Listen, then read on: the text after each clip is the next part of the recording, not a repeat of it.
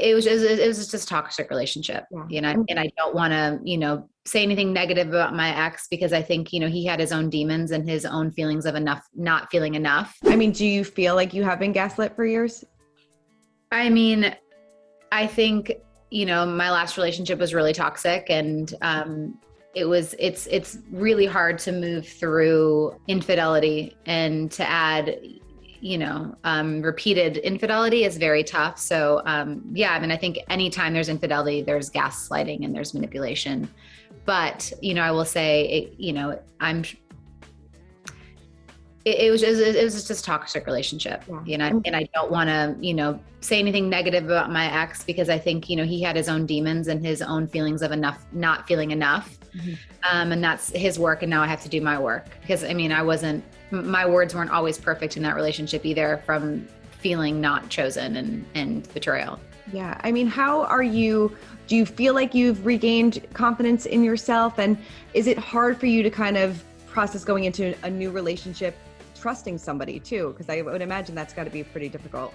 It is, but at the same time, like, I've learned that, like, I can't put my ex or any ex relationship on the next person that I choose to be in a relationship with. But I also think, for me, it's really just being honest with myself and trying to figure out, like, where I'm at, what I want. And again, like, my relationship right now is the relationship with myself and my kids, and trying to just, like, heal and listen to the positive voices. Definitely. No, that is so true. I mean, back in May, you said that you were kind of going through the anger phase of in your split, or the anger phase of grief, the anger phase of grief in your split. Where are you kind of now?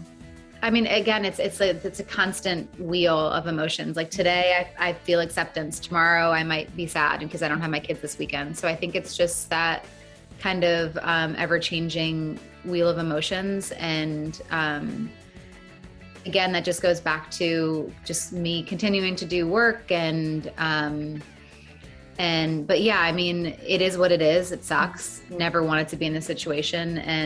But now I just have to figure out how to pick up the pieces. How is he doing in all this? We've heard from you, and, you've been so open and honest with everything, but he's pretty much remained silent about everything. I mean, has it been difficult for him? Are you frustrated that it's not as difficult for him that it should be? I mean, how are you kind of feeling about that? I mean, he's on his own journey, his own path. I think he's definitely free from shame, and I can't imagine how hard it was for him to be in that situation. And I have my own thoughts and feelings around that, but I can't speak for him. So, yeah. You said, obviously you wrote the book, you guys had a podcast together, you did fight for this marriage. Was there ever a question of you wanting to fight again when all this happened, or was this kind of? I mean, yeah, like I said, like, I would have, and I know that's probably so unhealthy, but I do believe that people can change and people can grow.